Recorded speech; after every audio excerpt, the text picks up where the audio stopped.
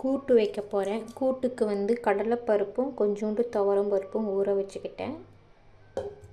தேங்காய் அரைக்கிறதுக்கு தேங்காய்க்கு கொஞ்சம் எடுத்துக்கிட்டு அது கூட காரத்துக்கு 4 பச்சை மிளகாய் ஆட் பண்ணிக்கிறேன். இதை மிக்ஸி ஜாரில் சுற்றி வச்சுக்கலாம். நான் இன்றைக்கி சொரக்காய் கூட்டு தான் வைக்க போகிறேன். ஸோ அன்றைக்கி கட் பண்ண சொரக்காய் கொஞ்சம் இருக்குது. சொரக்காய் வச்சு இப்போ கூட்டு பண்ணிக்க போகிறோம். கொஞ்சமாக சீரகம் ஆட் பண்ணிக்கலாம்.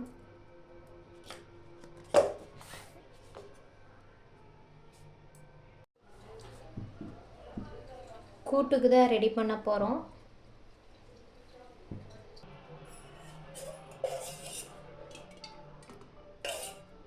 ஒன்றரை ஸ்பூன் எண்ணெய் ஊற்றிருக்கேன்.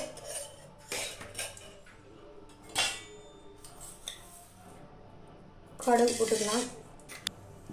சீரகம்,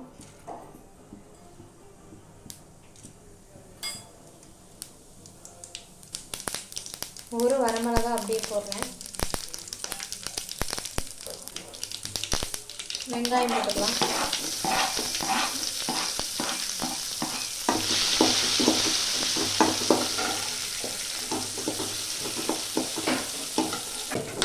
தக்காளி போட்டுக்கலாம்.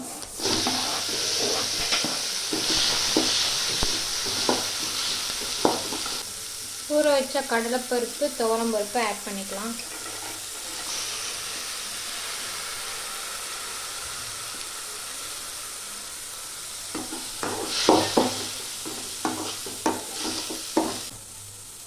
காய் சாப்பாக ஆட் பண்ணிக்கலாம்.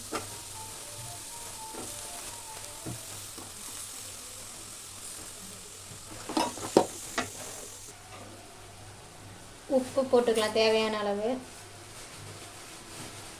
கொஞ்சமாக மஞ்சத்தூள், கொஞ்சமாக தண்ணி விட்டு காயும் பருப்பு எல்லாத்தையும் வேக வச்சிடலாம்.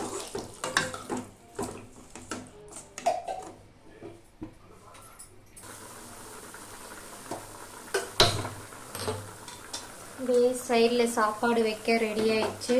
பாவக்காய் புளிக்குழம்புக்கு ரெடி பண்ணிட்டுருக்கோம். பாவக்காய் கட் பண்ணியாச்சு. வெங்காயம் பூண்டும் கட் பண்ணிட்டோம்னா இதாயிடும். இது இன்னும் கொஞ்சம் பருப்பு வேகணும். பருப்பும் காயும் வேகணும்.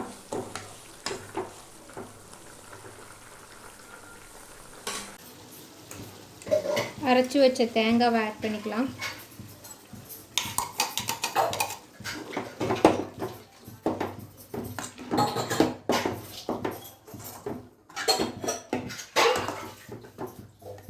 ஒரு கொதி வந்தால் போதும், கூட்டு ரெடி.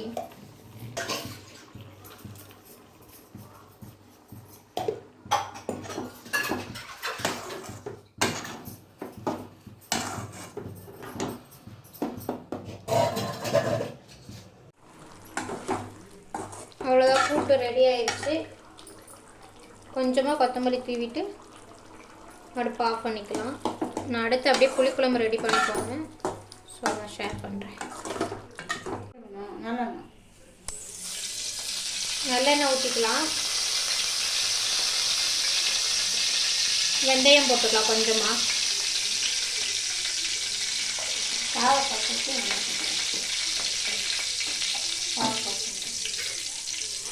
எவ்வளோ போட்டு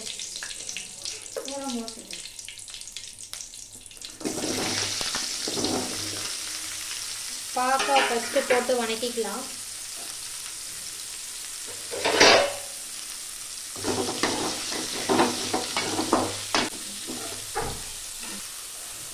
புளிக்குழம்புக்கு அரைச்சி ஊற்றுக்கிறதுக்கு கொஞ்சம் தேங்காய் எடுத்துருக்கேன்.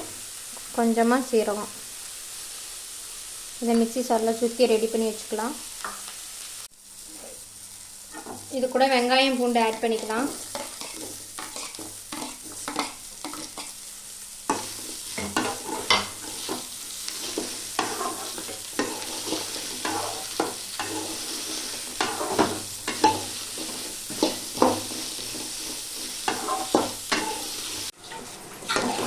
காய் கொஞ்சம் வதங்கிடுச்சு.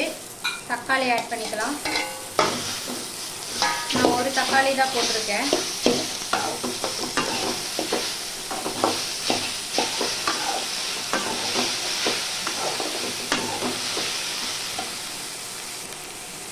உப்பு போட்டுக்கலாம், மஞ்சத்தூள் போட்டுக்கலாம், பெருங்காயத்தூள் போட்டுக்கலாம்,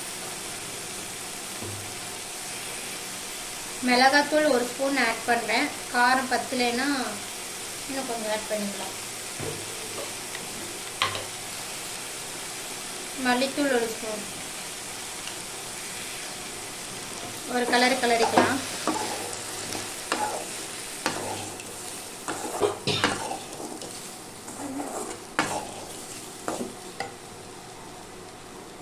கொஞ்சமாக தண்ணி ஊற்றிக்கலாம்.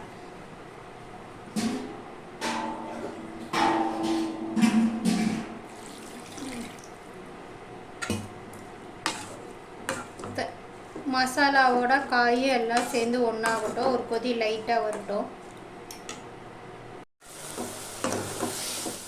அரைச்சி வச்ச தேங்காவை ஊற்றிக்கலாம்.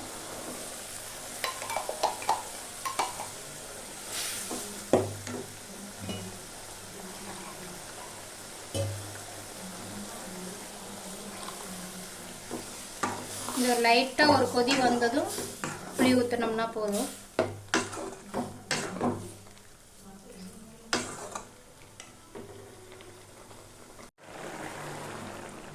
கரைச்சி வச்ச புளியை ஊற்றிக்கலாம்.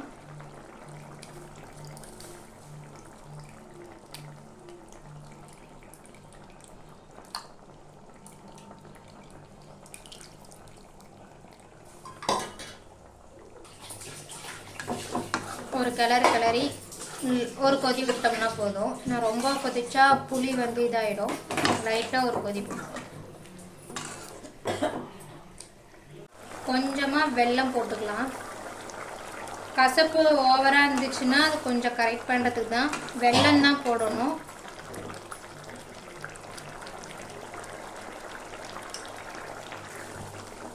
குழம்பு ரெடி ஆயிடுச்சு. ஸோ அடுத்து மேல் தாளிப்புக்கு ரெடி பண்ணிக்கலாம். நல்லெண்ணெய் ஊற்றிக்கலாம். நல்லெண்ணெய் கொஞ்சம் சேர்த்து ஊற்றினா டேஸ்ட் நல்லாயிருக்கும். நிறைய ஊற்றிட்டேன்னா கொஞ்சம் மேலே அப்படியே எண்ணெயை கொஞ்சம் இதில் மேலே ஊற்றுறதான். கொஞ்சமாக ஊற்றிடுறேன்.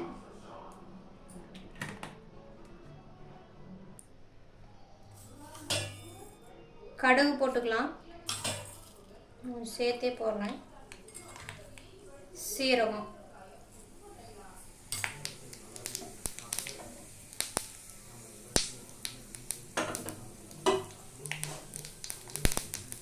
கொஞ்சமாக 2 சின்ன வெங்காயம் கட் பண்ணியிருக்கு, அது போட்டுக்கலாம்.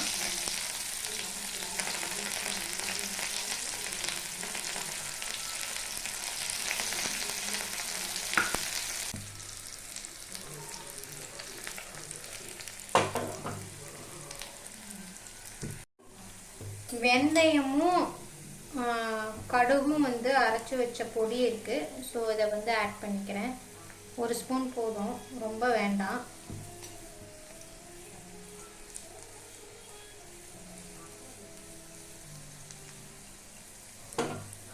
வெங்காயம் கொஞ்சம் ப்ரௌன் கலரில் வந்துச்சுன்னா டேஸ்ட் நல்லாயிருக்கும். ஸோ இது பண்ணலாம். உங்களுக்கு மேல் தாளிப்புக்கு டேஸ்ட் கொடுக்கணும், குழம்புக்கு டேஸ்ட் கொடுக்கணும்னா இந்த பொடியை ஆட் பண்ணி பாருங்கள். டேஸ்ட்டு சூப்பராக இருக்கும். ஒரு வரமிளகாய் அப்படியே போட்டுக்கிறேன்.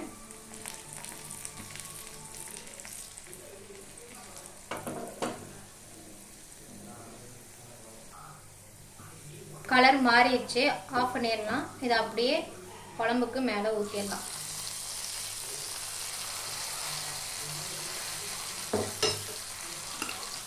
கொத்தமல்லி தூவிடலாம். அவ்வளோதான், புளிக்குழம்பு ரெடி.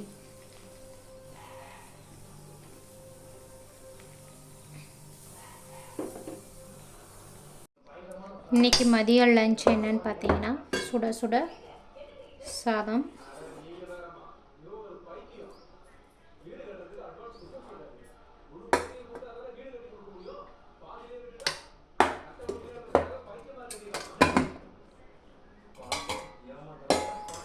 பாவக்காய் புளிக்குழம்பு. நான் பாவக்காய் புளிக்குழம்பு ஃபஸ்ட் டைம் வச்சுருக்கேன். ஸோ எனக்கு பாவக்காய் பிடிக்காது. நான் வெறும் குழம்பு மட்டும்தான் ஊற்றி சாப்பிடுவேன். கசக்கலை அப்படின்னா நான் பாவக்காய் சாப்பிட்டுப்பேன். கூட்டு சொரக்காய் கூட்டு வச்சுருக்கேன்.